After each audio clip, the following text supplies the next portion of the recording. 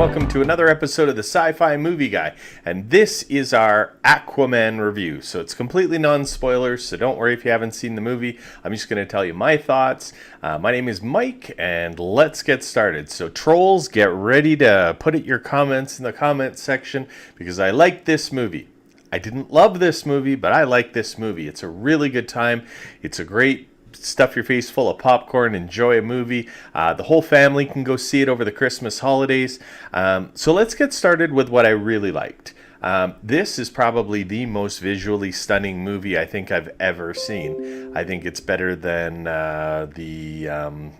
James Cameron. Can't think of it right now. Blue People. But anyway, this movie is visually stunning. I loved it. I love the world creation that they've done with Atlantis. The CGI in this movie is superb. Some of the best I've ever seen. I love Jason Momoa in this movie. I think that the writing wasn't where it needed to be, but there was a lot of different things going on in this movie at once, and if you're not paying attention, it can be very jarring, because one minute they're in a really funny scene, the next minute they're in a very serious, deep, family-orientated scene, the next minute's an action fight, then back to the humor, and not all of the jokes landed for me, but most of them did. Jason Momoa is a great Aquaman, and he is a funny guy. Now, all of the acting in this movie was quite good, but there were a few standouts. Dolph Lundgren, for sure. He is making such a resurgence this year as King Nearest. He was great in this movie. I wish that the story that he had, even though it was a small story, I wish that would have been expanded on a little bit more, because that would have really taken this movie to the next level. I did like the opening and the story between Aquaman's parents, quite interesting. But now let's get into some of the things I didn't like. This movie, I don't think it knew what it wanted to be.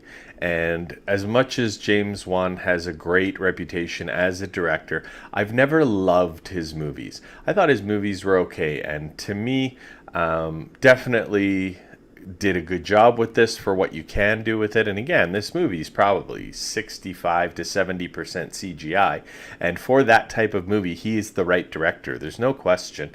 But I think the writing was a tiny bit weak, and that's, it's a criticism, because some of the plot points were very easily predictable. Some of it was a little hokey, but for the most part, I enjoyed this movie immensely.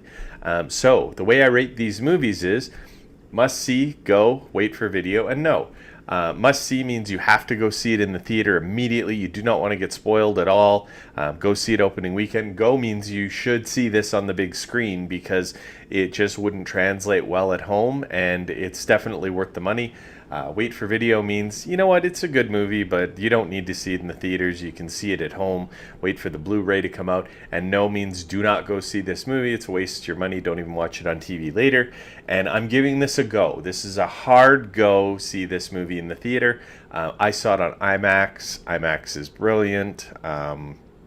I've actually seen the movie twice now, and both times very, very excited to see it. And IMAX is definitely the way to go. IMAX 3D, totally worth it. And I don't usually like 3D movies, but this one, see it in 3D, because the first time I saw it, it wasn't in 3D. And then the second one, when I saw it, it was in 3D. Really, really helps the movie visually. So yes, go see this movie. Please let me know in the comments section what you think of this movie. Let me know if you loved it. Let me know if you hated it. I don't care about comparing it to Marvel and DC. This is a movie on its own, and I enjoyed it. I hope you do too. And remember, everybody, nerds rule the world.